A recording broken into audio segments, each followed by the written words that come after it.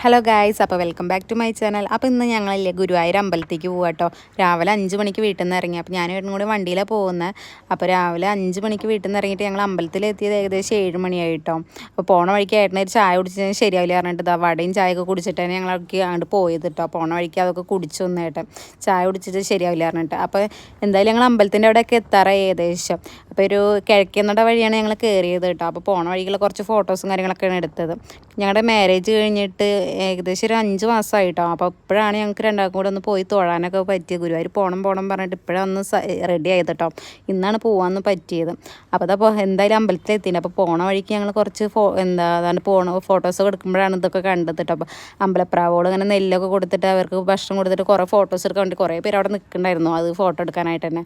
അപ്പോൾ ഞങ്ങളും ഒപ്പം എടുത്തു. അപ്പോൾ പോണ വഴിക്ക് ഇതാ കുറേ നടന്നിട്ടൊക്കെ ഇങ്ങനെ വീഡിയോസ് എടുക്കുകയാണ്. അപ്പോൾ എന്തായാലും നല്ല ധൃതിയിലായിട്ട് ഓടുന്നത്, ക്യൂ എന്നുള്ള ലക്ഷ്യത്തോടെ ഞങ്ങൾ ഓടുന്നത്.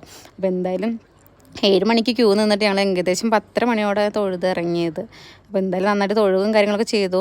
പിന്നെ അമ്പലത്തിൽ പിന്നെ ഇറങ്ങിയപ്പോൾ തന്നെ മേൽപ്പത്തൂർ ഓഡിറ്റോറിയത്തിൽ കുറേ അരങ്ങേറ്റം കാര്യങ്ങളൊക്കെ ഉണ്ടായിരുന്നു. അപ്പോൾ അതും ക്യൂവിൻ്റെ ഇടയിൽ കുറേ നിന്ന് കണ്ടു കേട്ടോ, കാണാൻ പറ്റി അതൊക്കെ.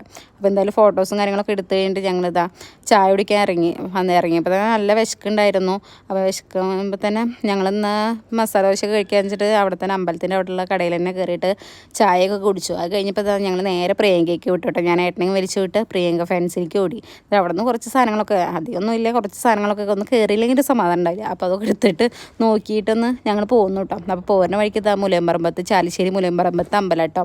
ഇവിടുത്തെ പൂരം പറഞ്ഞാൽ അടുത്ത മാസം 1-ാം തീയതിയാണ് പൂരം വരുന്നത്.